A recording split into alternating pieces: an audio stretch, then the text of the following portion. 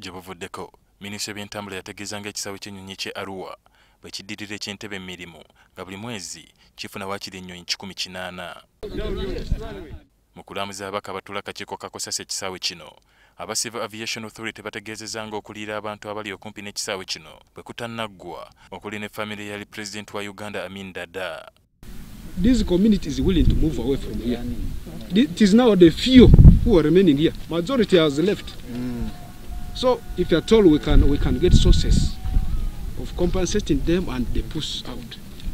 This community has no objection. Bamaze okulambula ababaka batudde n'aba Civil Aviation Authority ne babakunya ku butebe saako obugaali obutambuza emigugu obwasaasaanyizibwako obukadde 243, obutebe buli 6 ate obugaali 4. Mu kubalamu okwangu buli kagaali n'akatebe kagula obukadde 2,400 ekiwakanyiziddwa ababaka. Naye ne ssente ezo ffe tuganya okuzikiriza ezo akatebe akamu bwe kati omuntu omu katuulako $2,400,000 buli kamu. Nedda tekisoboka bannange. But with my count, I'm only seeing 13 seaters, passenger lounge seats. There are only 13 here. In your report, you are telling us that you procured 60 passenger seats from Germany. Is there another Arua airport that received this? They are specialized people that deal with airport furniture.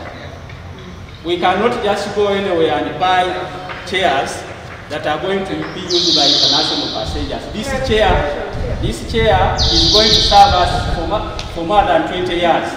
I want him to clarify on the issues of quantity and not quality. Okay, I'm because coming. What my colleague talked about was about quantity.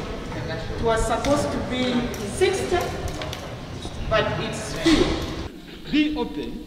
Perhaps you never know. We come up with a solution other than looking to be so defensive, even on something that looks to be common to us. So, Mr. Chairman, that's what I want. Ye ssente bw'akakiiko kano Joel Ssennyonyi yeemulugunyiza ku mitendera egyayitibwamu okugula ebintu bino era ng'alina akabuuza ku kampuni ya Pattern bw'okuwaayo ebintu bino.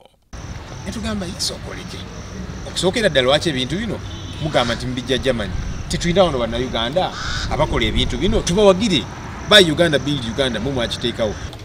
All what I want to tell you is that this was a competitive bidding process, and then that farm was selected to supply this furniture.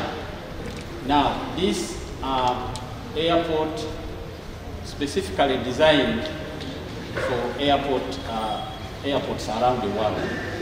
Ssennyonyi agamba nti akakiiko ke kaakuvaayo na lipoota ku bizuuliddwa wano.